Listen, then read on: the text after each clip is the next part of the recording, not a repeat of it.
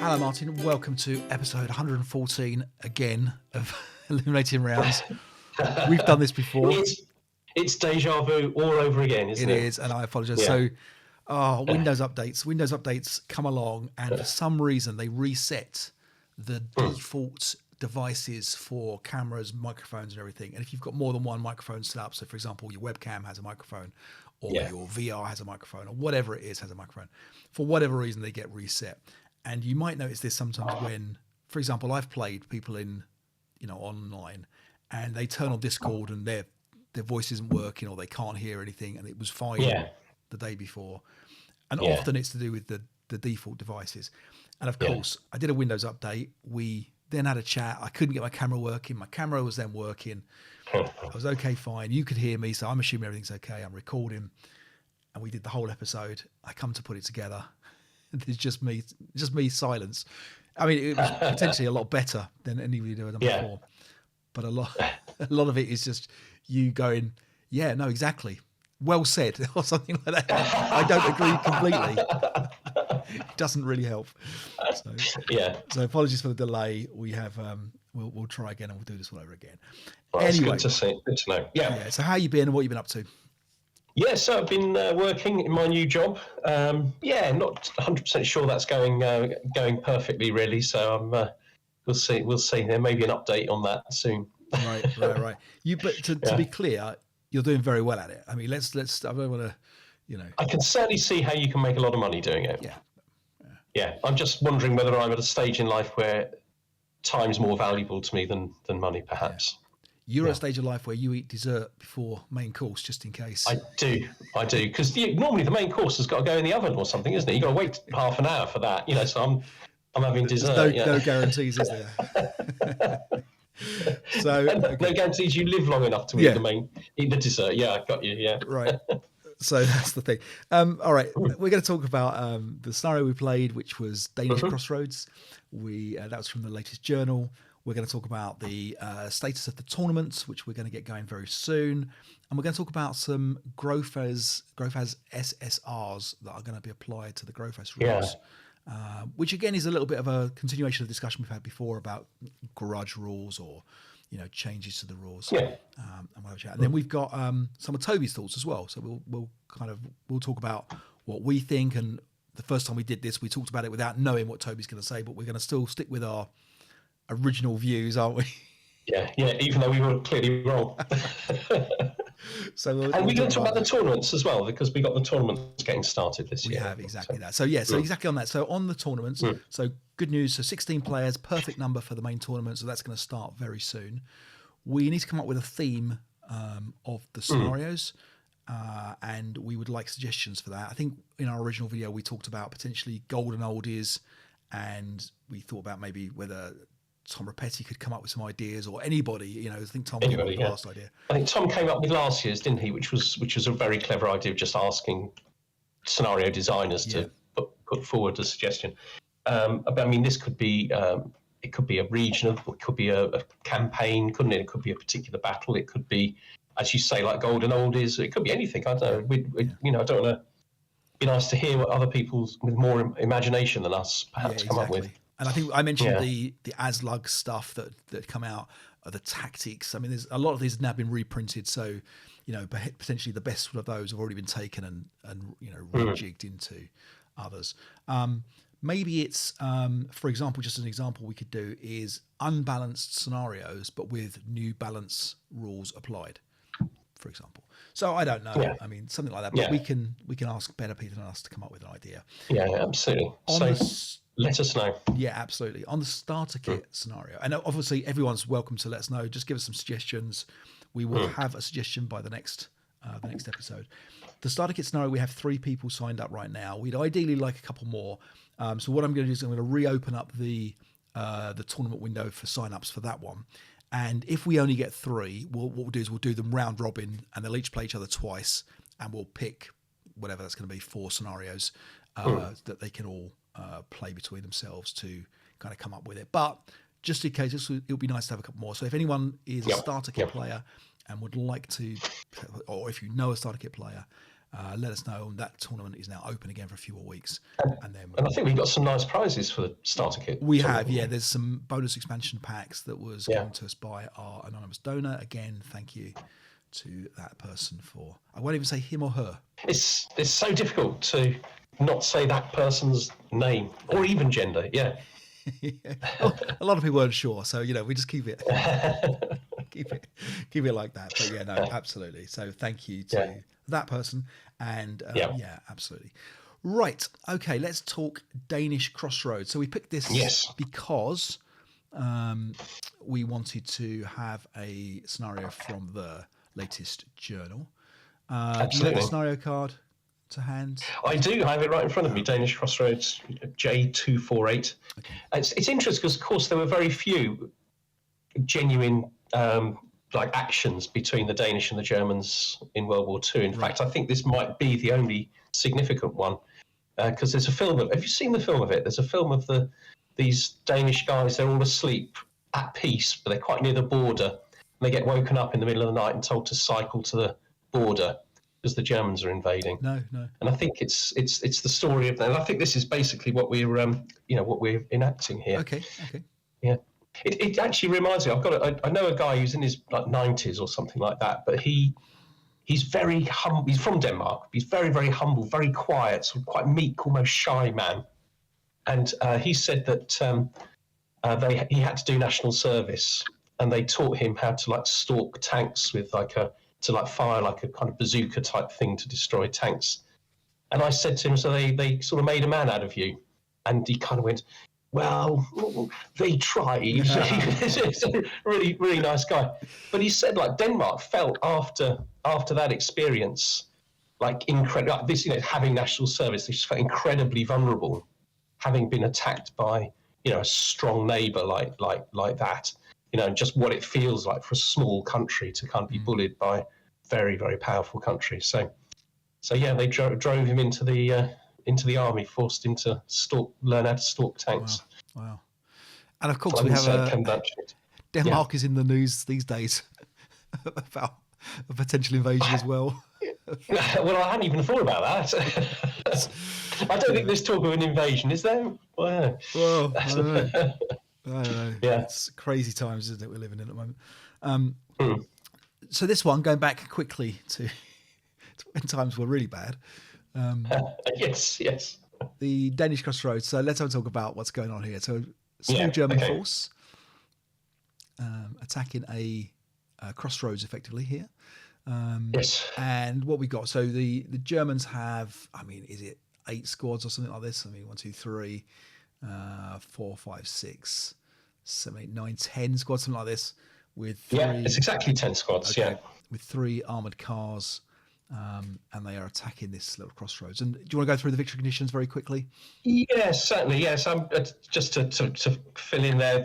There's 6 squads in the Danish force, and 2 anti-tank guns, which I think can take the armored cars out on a 5, something like that, if they get a hit. So the Germans win win at the end of any game turn if there are no good order Danish multi-man counters adjacent to the 2 hexes that have got the big V's in.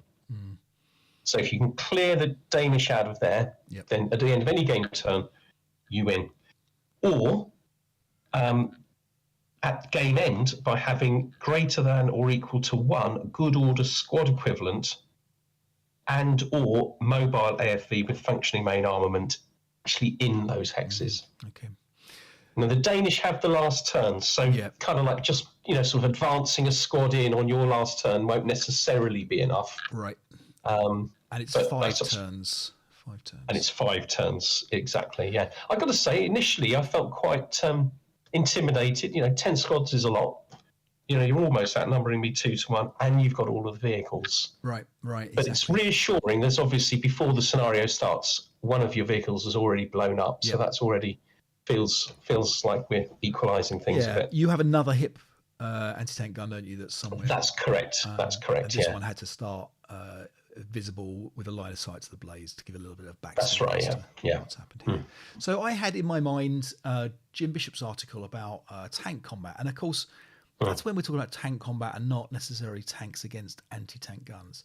But in my mind, I needed to extenuate my advantage. So, for example, you're on red to hit numbers. So if I'm at 7 hex range, I'll be better. I thought I have the numbers. I have three tanks against, or 3 armored cars against your 1 barrel. So I figured. And you've got really good machine gun effects on these, haven't you? You know, got the rate of fire and bits and pieces. So I was kind of like, okay, well, this should be a case of jump down here, break these guys. So my plan was to bring the armored cars across to where this road is here, lay down fire, and then potentially prevent these 2 squads. I appreciate that one of them may be a dummy, because we know there's one dummy here. So to stop these guys cutting across this open ground here. There's an SSR that lets you hide your leaders and support weapons, isn't there? So yes, like the death very much the modern ASL sort of rule. Yeah. Do you like that rule, by the way? I think it's realistic from a play perspective. I mean, it works easily on Vassal, isn't it? I suppose on a board, it involves a little bit more sort of management. But I'm not a big fan of it. I prefer the give you a couple of extra concealment counters. And let you kind of pad out the 2 stacks to 3 stacks or 4 stacks or whatever. I mean, I can see how it's realistic. I mean, you wouldn't know which of those had the leader, would you? But but I'm inclined to agree with you. Yeah. Okay. All right then. So let's whiz through and see what happens here. Like I say, my plan is to push down the right hand side, and we'll see how we get on. Checking. Well, we had to change the orchards, didn't we? Because it's no orchards but brushes there. These orchards in the road aren't here at the bottom here. Yes, that's right. Okay, so a little bit of running down and a good start. I think a start of the scenario I was pretty happy with. Not many losses. Here's me bringing my armored cars within 7 hexes. So it's all okay. You reveal a squad to strips and concealment, and you break one of my guys. But otherwise quite uneventful. No problem. Your movement phase. So I'm okay with this, and you then malfunction your gun on the first shot. So I'm thinking things aren't going brilliantly at the moment. Absolutely. So this to me now is a case of, all right, well, on the next turn, on your turn, I'll take the shots because I can't do anything else against that tank. And I'm going to run the armored cars down into the city. And this, I was surprised you didn't resign at this point, but I'll give you credit for not resigning. All right, a little advancing. In we come. You're definitely doing well. That's the advanced phase. I think is the most interesting, sometimes, because that's when you see where everything's going to end up at the beginning of the next turn. So this is me moving around, isn't it? You've even pinned my malfunctioned weapon. Yeah, you didn't repair it. I have moved the medium machine gun forward. Right. Though I'm not desperately keen on having it so far forward, but it is in a stone building. So. Yeah, exactly that. So 9 morale effectively in a stone building against a lot of my 7 morale guys in open ground and slow terrain as well. I mean, I think attacking against ploughed fields is horrible because it's just slower. Yeah, exactly. So you don't get to jump on those mistakes. Most of your units have already CX'd, haven't they? So it's not like you can do that again. Exactly. This turn. And I do have a light machine gun as well in Y8. Okay, all right. So okay. All right. So you repair the gun. Kind of on your turn. Yeah, exactly. So that changes my plans a bit. So I kind of figure, okay, well, if I start, you've got a fairly reasonable chance maybe of taking one of those out. So I kind of thought, okay, well, maybe prep fire. I'll prep fire them all. None of them do anything. Which is pretty bad. And then you get to. And these are like 8-up 2 shots. They're not bad shots at all, are they? I've just seen you put a fire lane down here. Yeah. Your range is 6, you rascal. I like to cheat. Yeah, it took us a play in and a replay in and a second replay in to spot that. Okay. All right. So in actual fact, there would be 1 residual in that hex anyway. Yeah. From the... Oh, no, because the squad didn't fire, did it? Yeah. Yeah. Anyway. Oh well, doesn't matter. It's done. A point two and all that. So we run around, get hit by the medium machine gun, and stop against this imaginary fire lane. Yeah. I don't think that's that impactful. No, you're right. Yeah, I couldn't have got a lot further, to be fair. Yeah. Thing is, you've got a massive fire group now. Yeah. You know, you're in a position where you can advance forward and you can advance in fire and stuff like that. So I think you're still in very good shape. Absolutely. You take some shots and you just get an acquisition against the armored cars. And a little bit of the firing, and that's about it. Nothing else. All routing. And it seems to me like you've been unlucky with the armored cars, but you know, I really need to be getting like hits on these things if I've got any chance of ever taking that. So I got to roll less than 5. You sacrificed a goat, I think, at this point. Was it a goat or I can't remember what you sacrificed at this point. Was it a goat? Yeah. Okay. So, that was firstborn. Firstborn. Okay. Sacrificed. Good old Owen. Well, okay. So here we go. So, critical hit on the first one with a double one, and takes this guy out. Then you keep rate of fire and immobilize the second guy. Switch over to the third guy and get acquisition there. So it's almost like it's like a natural run on poker or something. I don't know. It's pretty good. It's feeling good. Yeah. It feels like things have changed a bit. And the guy's broken on the other side as well. Okay, not but you're not tons, but you know, you've got a degree of brokenness on that. Actually, there's a bit because they've got the guys in the woods as well. I guess they're coming back, aren't they? They're slowly coming back, The trouble as well with this open ground is I can't really route across the open ground with the machine gun. Exactly, Was that just the leader that pinned there? I think it was just all low crawling back. So this was where we got to. Let me just load the next log file. Are you confident at this point? No, I'm not confident at all. I mean, it's a real turnaround on my left flank, isn't it? Like a massive turnaround. Because I expected those armoured vehicles to be running around behind me, stopping me from routing and doing point blank shots and stuff. And all of a sudden, that doesn't look so likely. Right. Okay. And of course, they're really good things to park on those victory conditions on the last turn, aren't they? And that one won't. You know, you've only got one left. There is another tank coming on turn 4. I think you can just make it. Who has to kind of, his only job really is to rush in. Exactly right. Yeah. So down we come on the map. Let's just scroll down a little bit to give you some more view of it. So prep fire. So I prep fire the mobilised tank. The other tank is going to go and do some stuff. Yep. Clearly, I misplayed the armoured cars. So what I think I needed to do was have a combined arms attack, I think, and have a lot more guys running at the fewer points that you have to be able to hold on to.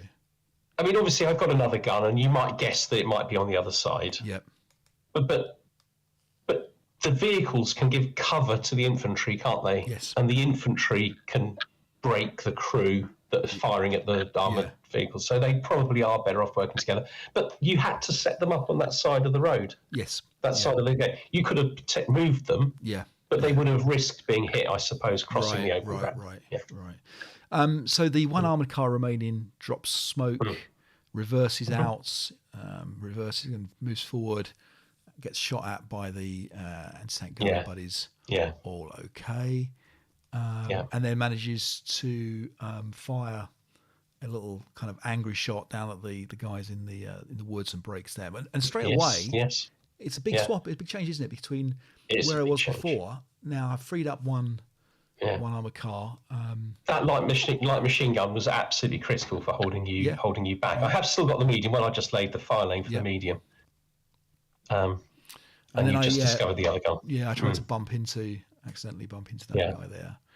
And then you another a 3 to hit and a double 1 to kill on the of course the last guy.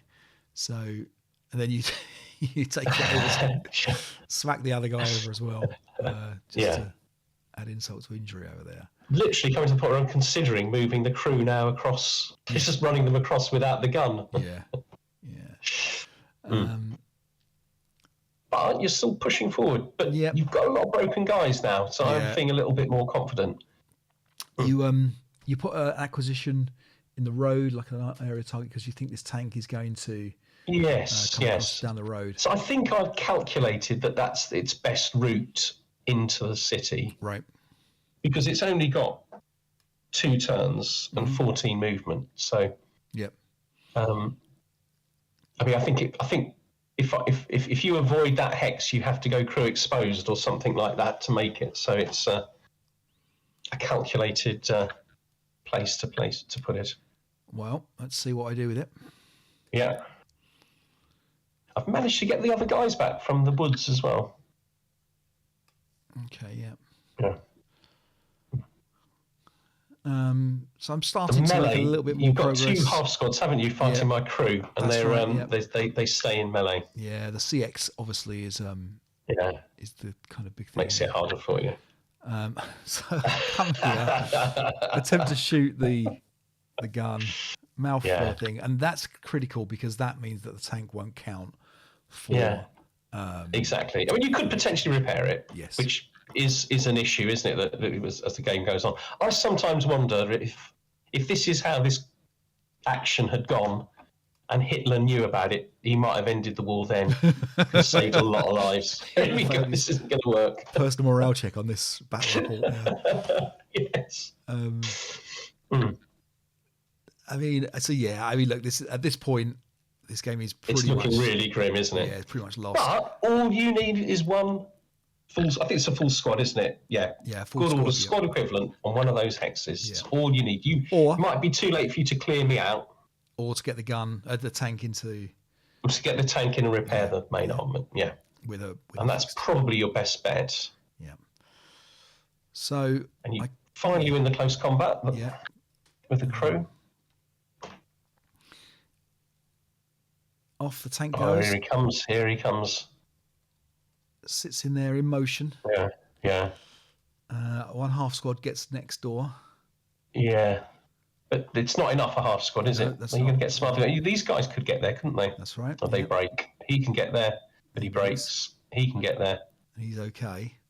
So you do have a squad equivalent and a tank ready to advance in. Yeah. But everything else you've got is sort of broken and struggling. Then you pin one of the squads. So that's it for the infantry. The infantry can't win now. That's right. The tank can. Well, it's almost like you got a 1 in 6 chance. Yeah, that's true. So now, at this point, I was kind of hoping you would come into close combat here. And I was thinking, maybe, and I was trying to work out if you can get me in close combat, I can then advance out if you roll a double 6, I think. But the pin guys obviously wouldn't be able to do that.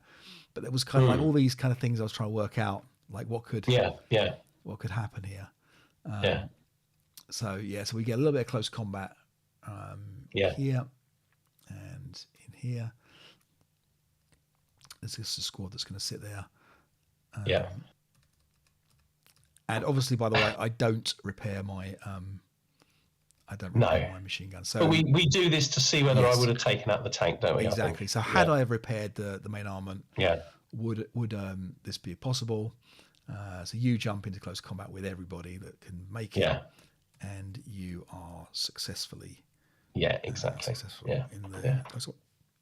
So you won about 3 different ways in that scenario. I think it was quite close in a way. I mean, it was very unlucky to malfunction that gun, but I could easily not have destroyed your tank in close combat. It could easily have happened. I mean, it's street fighting, isn't it? And I've got a -1 leader. And, although, no, the -1 leader is not involved, is he? Because he was trapped in with a single man counter locked in melee with him. And he was in motion, things in motion and everything. But ultimately, but I had a few goes. I had a few rolls at it. Exactly. So there we go. So we when we looked at it on the archive, the default, the original, the first scenario that comes up is one that's only been played a couple of times. I think that was perhaps a scenario that this one became. Let me just double check, because if you do a search on Danish Crossroads, Danish Crossroads here. The one that comes up is the Supporting Fire 2022 scenario, which looks like the same scenario, although it only has one one of the guns rather than two of the guns. So, but there's obviously the multi-man publishing one as well, which has the two guns in it. So a very similar scenario. Yeah. I think, it's the same map and everything. So it's effectively the same. So it's essentially the same scenario, but updated. Yeah, exactly. So, and it's been played 20 times, and it's dead even. So I think when we first looked at this, we thought maybe it was. I think there's been a couple of Danish wins and nothing else, but it's exactly even on Raw and out in the archive. So excellent. So pretty tight scenario. Thoughts on the scenario? Did you enjoy it? And do you know what? I think I did enjoy it, but that was partly because things kept going right. Yeah. But it's a very short scenario, isn't it? In some ways, it's kind of quite straightforward. Yeah, I thought it was good. I actually think it might favour. Well, it doesn't seem to statistically, but it kind of feels like it favours the Germans with those two different ways of winning.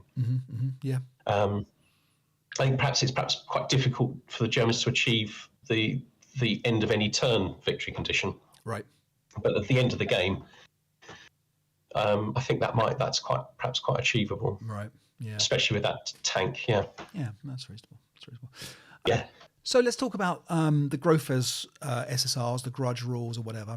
So there was talk, I think, on one of the MMP roundtables that Kurt hosted around an updated rulebook. And I don't know whether they're talking about actually including just, for example, the Korean War rules or whatever it might be that have come up since the last rulebook, or whether it's more a case of including updated rules. So, for example, the prisoners section, I know there's a lot of talk about. And then you get stretched into actually, well, maybe it's going to be things that like foxholes where people think are broken as they are written right now. And there's always a fine tightrope between if you make a subtle change to a rule that looks innocuous, it may have a big knock-on effect of balance of scenarios, etc. And technically, I guess any rule that you make a change to can have a knock-on effect. So these suggestions or these rules, the SSRs for the Grofaz, and Grofaz is like possibly one of the most famous tournaments for or sub-tournament, isn't it really, inside an ASL tournament. So it's at the Aslock, and the Grofaz is the greatest of all time, kind of, whatever it is. So you get very, very strong players tend to win that, and so obviously strong players are playing potentially by these rules. So when you look at the first 5 of them, there are 42 of these rules. Toby spoke to Mike McGrath about us talking about these, and he kindly shared them with him. So we've got a photocopy of this. Bizarre. We've got. So is it literally the case that if you attend that tournament on the year that this applies, that all of these rules are in, or is this something people can pick from? My understanding is that these are rules that apply to the Grofaz. There are some that are optional. So some of these, so for example, number 42 of the rules says it's an optional motion attempt. So, but I mean, my understanding is that you run with these rules as written, and so we're going to talk about. So there's actually 47 of them.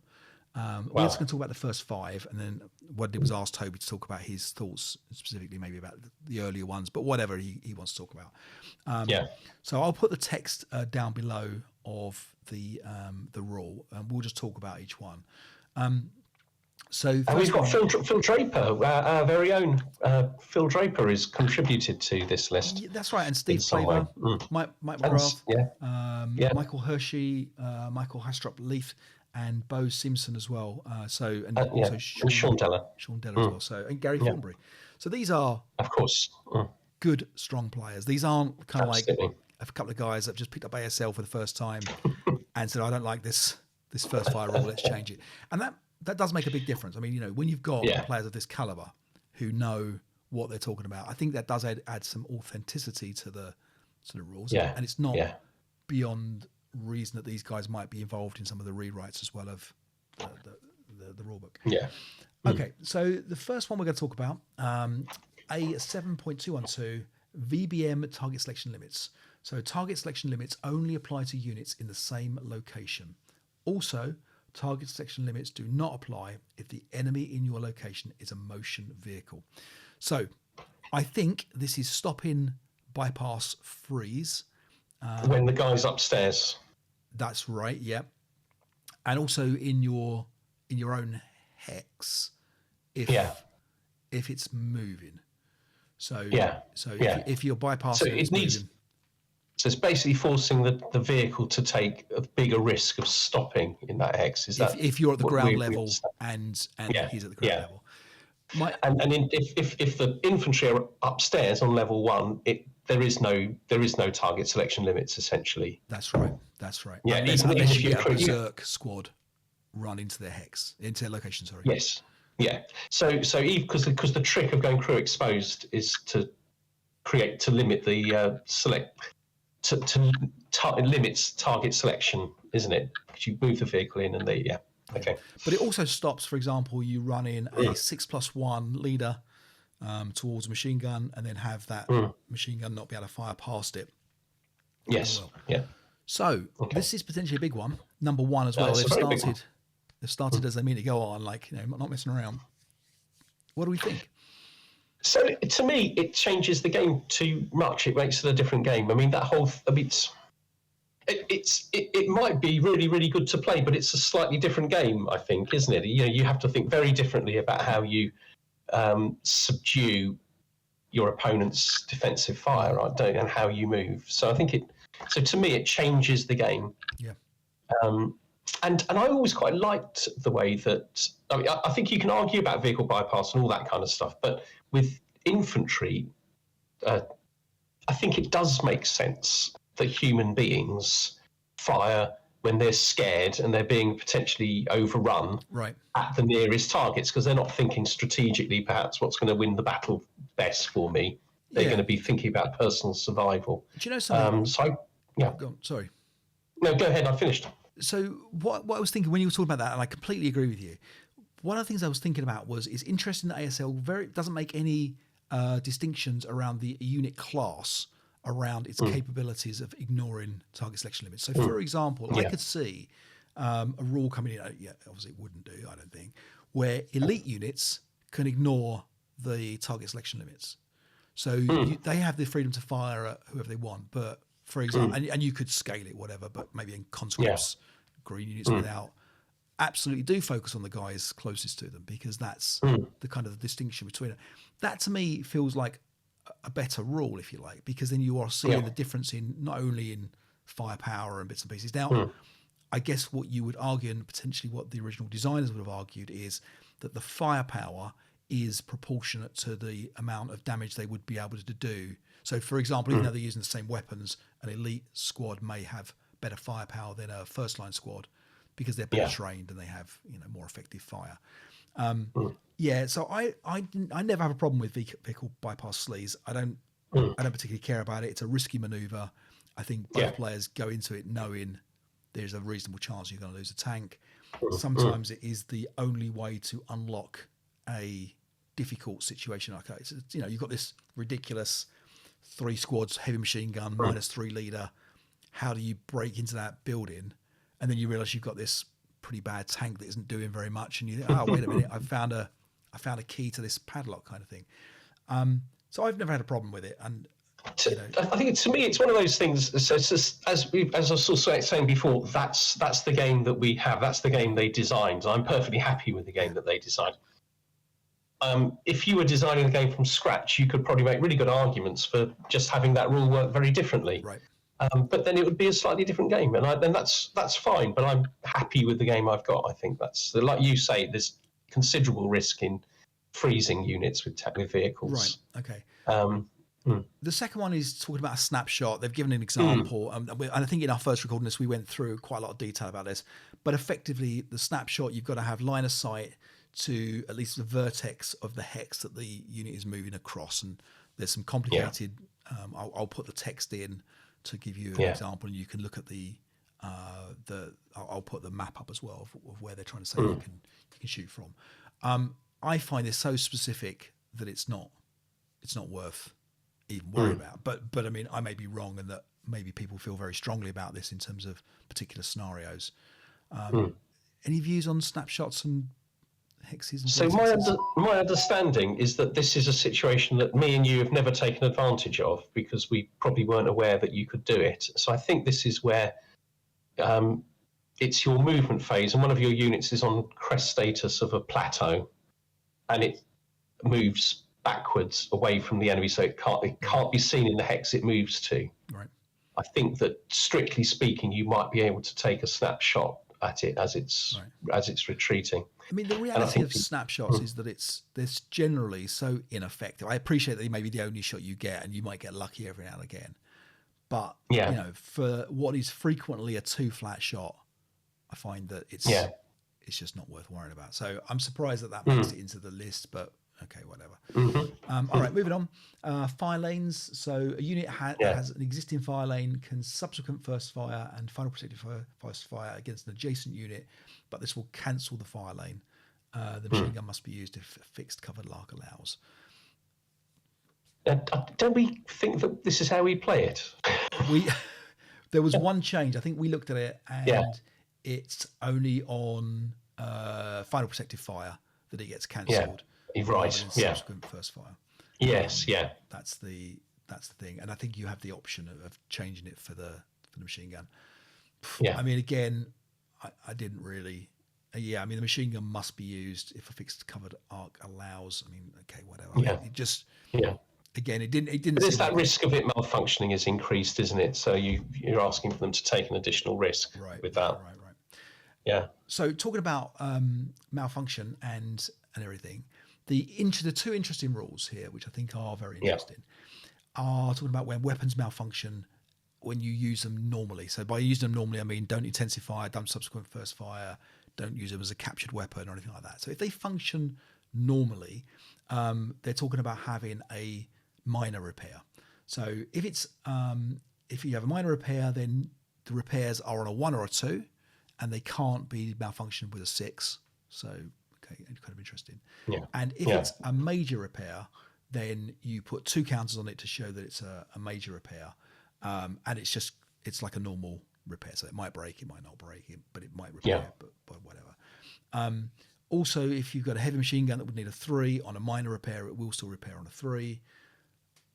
Field phones don't disable on a 12. I mean, I think that seems all very reasonable. And I think one of the things that I don't like about ASL is that sometimes you have some feel bad moments. And this is where for things that aren't your fault, you shouldn't be punished for firing your machine gun for the first time in a scenario.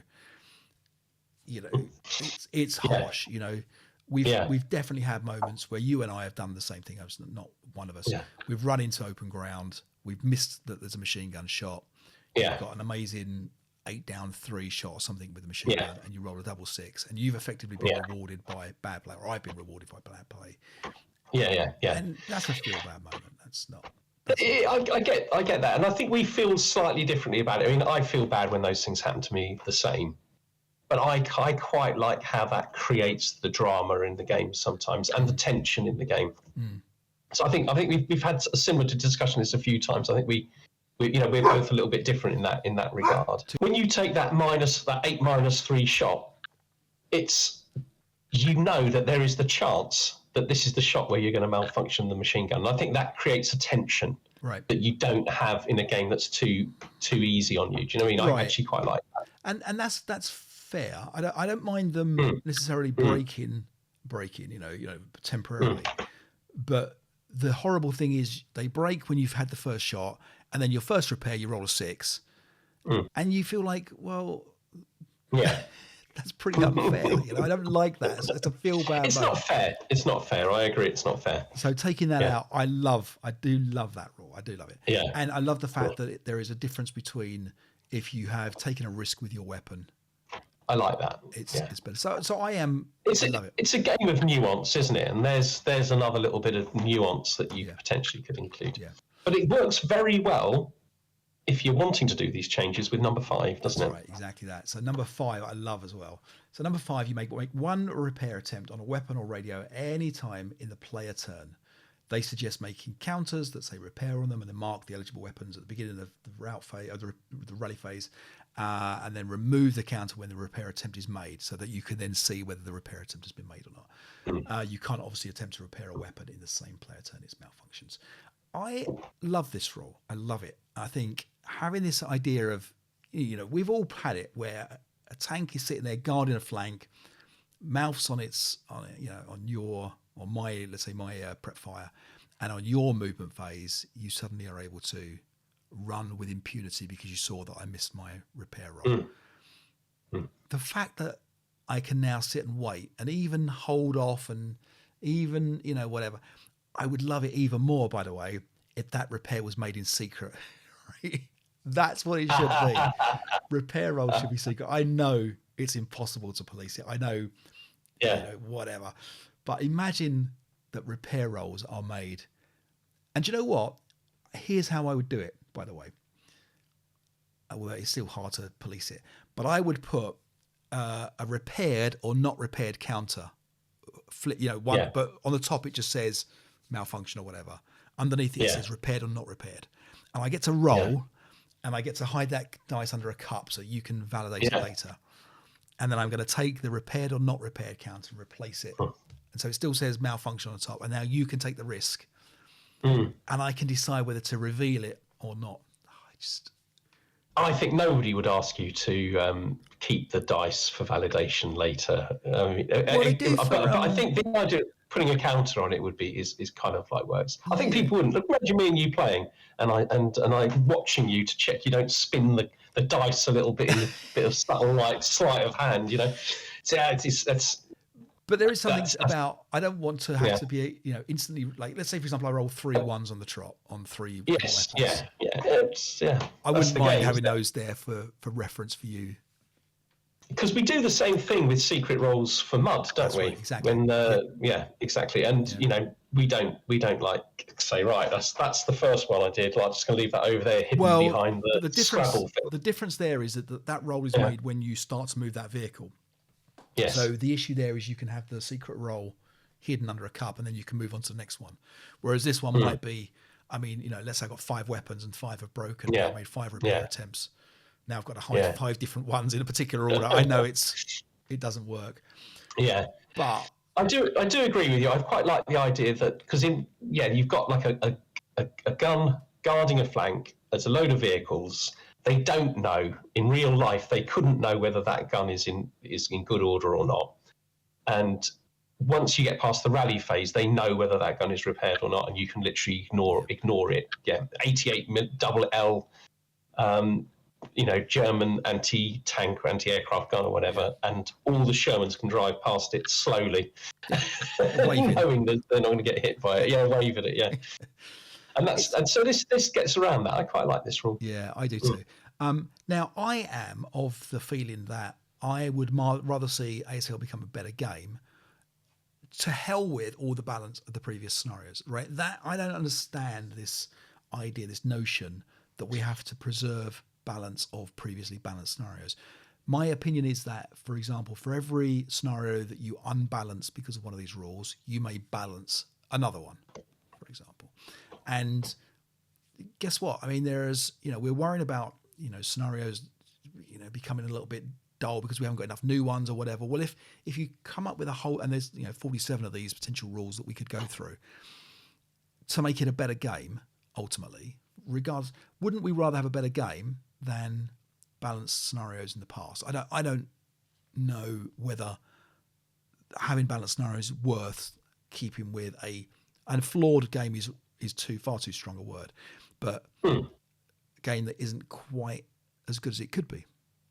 It's really interesting because one of the things I've always, in the past, I used to boast about ASL is they don't do what Dungeons and Dragons does, like every few years bring out a new rule book and you've really got to throw away your expensive old rule books and some of your equipment and stuff and almost start again. They don't do that. Even the sort of going from version 1 to version 2, you could probably just about get by with version 1 rulebook, couldn't you? But every now and again, you just have to be aware of a few of the changes. Right. So I've always seen that in a way as a strength. You buy ASL and you've got ASL. You buy Beyond Valor and you can play those scenarios for years to come. You've got the rule book, you can play it. If you decide you don't want to buy the latest stuff, you don't have to buy the latest stuff. You've still got what you've got. So I've got mixed feelings about what you're saying, but I think very carefully thought through changes. Yeah, I'd be up for that.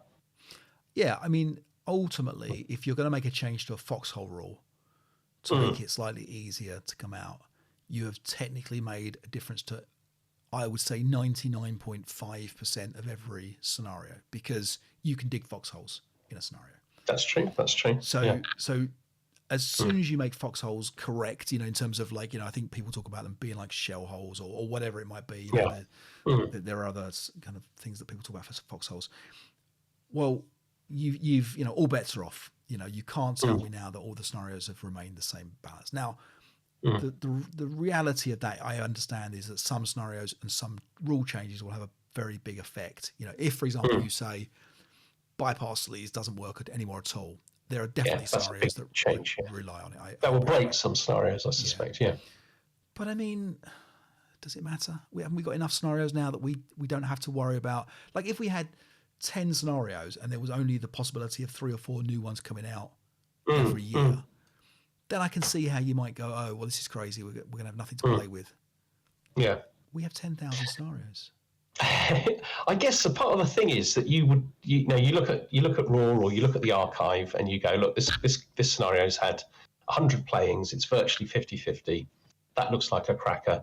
But this is after they've changed to make vehicle bypass not work or whatever. And you play it and you just realise you can't make any progress because the tanks are useless in it or something like that. I suppose that's a part of the problem, is the risk that you literally make a game not enjoyable. Right.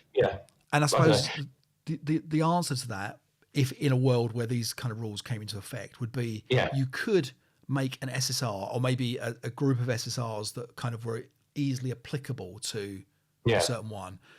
You either say, play this under V2 of the rules, first of all, or you say, there's a nice kind of one-liner that says vehicle bypass freeze sleaze in a nice way is applicable in the scenario. I don't know. I mean, but you wouldn't be able to add that after the event, would you? If you've got a scenario card that was printed in the 1980s, it won't have that written on it, will it? What you'd have to say is that well, errata can happen, but for all of the 10,000 scenarios, I think what you'd have to do is you'd always have to, scenarios that you produce after the rule changes would have to have something on them. Play these with version 3 rules or something like that. And that would work. And then you could, but I don't know. It's an interesting idea. We could have advanced squad leader. That's the new rule book. I'm looking forward to it. Let's hear what Toby has to think about these rules changes. Suggestions. Grofaz SSRs. Okay, so most people have heard of the Steve Plever OBA rules, which were designed by Steve Plever to make the OBA rules less harsh, improve them basically, because it was too easy to lose your OBA completely with a bit of bad luck, a couple of red chit draws. So what's interesting is that when I was at Copenhagen recently competing in the Scandinavian Open, I managed to meet Mike McGrath, who, along with Steve Plever and Mike McGrath, have won Grofaz, the main tournament, ASL tournament in the world, probably between them, I don't know, over a dozen times, possibly more. So they are two superb players, and between them, they've gone further than just look at the OBA rules. They are basically come up with a group of suggestions that they're submitting to MMP to improve the game. And I got a copy off Mike. He was good enough to give me one, and he was also, I said, do you mind if I submit this to the Illuminating Rounds podcast? And he said, that's fine, So the idea is to provoke some discussion. and I had a read of them. Some of them are what we might call common sense. So obviously the Pleather OBA rule is there, along with, and there's a rule there, an extra one, C1.73.30, which is placing an AR, an artillery request in a pre-registered hex never requires an extra chit draw, which I completely agree with. So that's that's an example of a simple addition which improves the game. And my favourite extra rule is the 24th one, which is about foxholes, naturally enough. So that there is it basically makes foxholes useful. You treat it effectively as good old shell holes, which I think improves the game. And that's long been one of my bugbears. And I would love it if MMP decided to institute that rule.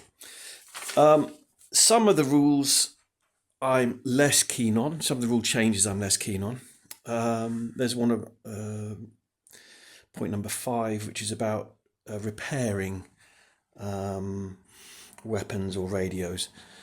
And the idea is that you can do it any time during the turn, and it involves adding another counter to the unit as a reminder to show whether you've tried to repair it or not. I mean, I guess the idea is that, it stops that thing where you see your opponent's tank, it's gacked its main armament, you're like, yay, I can drive forward, freely, and he's only got a 1 in 6 chance of, he can't shoot me this turn, maybe in the start of his next turn, but there's a 1 in 6 chance of him getting it.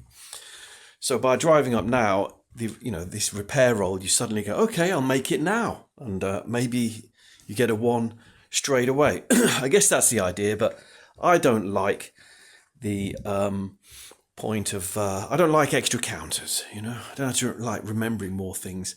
And Phil Draper, who was also up at the tournament in Copenhagen, he came up with a good point, which was that he actually prefers having this sequence of play where you do everything in order most of the time, and repair rolls are in that order in the rally phase, and so it's simpler to follow that. So I agree with him. That's one rule I'm not too keen on changing. It's not a major one. And then there are other rule changes that completely change the game. And the problem is, I suppose, the argument would be they may improve the game, make it more realistic, but they will change the balance in every already published scenario, basically. So the big one I can think of as a good example of this would be the first one, which is about VBM target selection limits. And first of all, okay, the first bit's a good idea, where target selection limits only apply to units in the same location. So you can't get a crew exposed vehicle bypassing a building, stopping the unit at level 1 upstairs from shooting out of the hex. But also, those target selection limits do not apply if the only enemy unit in your location is a motion vehicle. That's huge. That's huge, because that stops VBM free sleaze, doesn't it? And that changes every scenario that features vehicles. So, and you could say, oh well, that's a good change. It might be a good change, but it sure as hell affects the game. And you've got all these designers who publish scenarios using one set of rules to try to make them balanced. And you're changing the rules. So, that's a problem with those. Even if one agrees with them, there's a huge headache in terms of rebalancing things. But anyway, those are three examples, but there's a lot of food for thought, and I hope it provokes some discussion. All right, Martin. Well, we got that spot on, didn't we? Yeah, you didn't get a single one right. Yeah. But But he didn't focus on all of the 5, did he? He was jumping about a little bit more. He even mentioned the pleather rule, which I think is semi-official now, isn't it? It's like an optional rule. I think they were talking. Yeah, I don't think it's. They're talking about it becoming semi. Yeah, it was definitely it was written about in the journal. I think that was the thing with Jim Bishop's suggestions as well. I guess what remains to be seen what happens with V3. I think we've been very shielded. Right, MMP have done a superb job of shepherding the ASL kind of community in so much as they've not brought out new rules and new this and that and made things. Nobody wants, exactly as you said, nobody wants to have to throw away all their counters and start again or whatever. Although, the option of doing that and then starting with all nice fresh counters sounds nice. I guess at the end of the day, we have to wait and see what happens with the V3 of the rulebook. And it's quite exciting times if that happens. It would be good. Wow. Any other final thoughts on that before we? Do you know what I have a memory that you said we had some new patrons. We do have some new patrons. I'm gonna go through them all. So big thank you to all our latest patrons. So they are Chris Larkin. I think we haven't mentioned Chris yet. We haven't mentioned Gary Kirk. We've got Hold It 66, Joe Lepard, and Jason Nichols. I think redid his patronage. So guys, I think so. Thank you very much. Your support keeps the archive on. We love the fact that people are prepared to do that. For those that are patrons, you have access to the vehicle graphics. Go onto your My Page, tick the nice vehicle graphics. You'll get on the gun graphics. You'll get the nice screenshots on the archives page, and you also have access to the scenario setups a little bit easier than would be normally, but they're there for everybody. As always, thank you for everyone for their support. It really is much appreciated. We'll be back, Martin. We're going to play something from the March Madness 2025 pack, which is now available on the archive for sale. You can get it for $16. There are 8 scenarios. They are all tournament size. They're kind of nice and straightforward ASL, I think, is what they've termed it. So and how would I buy those, Dave? Well, what you would do is you would go to the March Madness 2025 page on the scenario archive. So just search. If you just search March Madness or something on there, you'll see that there's a publication page. On the publication page, there's an option to add it to your cart and to buy it. $16 later, you can then download the PDF of that pack, and you'll have access to those 8 scenarios. Fantastic. So thank you to the guys in Kansas, in Circle Productions, for all their support. We really appreciate that. You can buy all their packs and others on the archive if you choose to. We're going to play something from there. We will come back next time with a replay of one of those. Mannerheim Cross has come out as well, I think. So that's something we'll be talking about at some point. I've just seen that come up on the archive. So someone has done a lot of work putting all that in. So thank you to everybody who has helped do that. Anything else, Martin? Nope, I think we covered everything on my list. All again. All right, well, apologies for the delay in this one. You've been a working man, Martin, and I've been incompetent. So between the two of us, we've done well. All right, buddy. I've been incompetent too. My as a working man, Take it easy. All the best. Thanks. Cheerio, everybody. Bye-bye. Bye-bye.